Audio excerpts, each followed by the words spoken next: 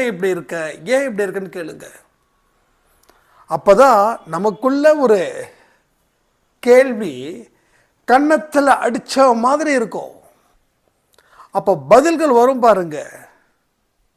அந்த பதில் தான் தலை குனிஞ்ச உங்க வாழ்க்கையை தலை நிமிர்த்துவதற்கு உண்டான ஒரு பதில். இதை எல்லாம் இப்போ உங்களுக்கு புரியாது. வாழ்க்கையில் போக போக போக தான் புரியும்.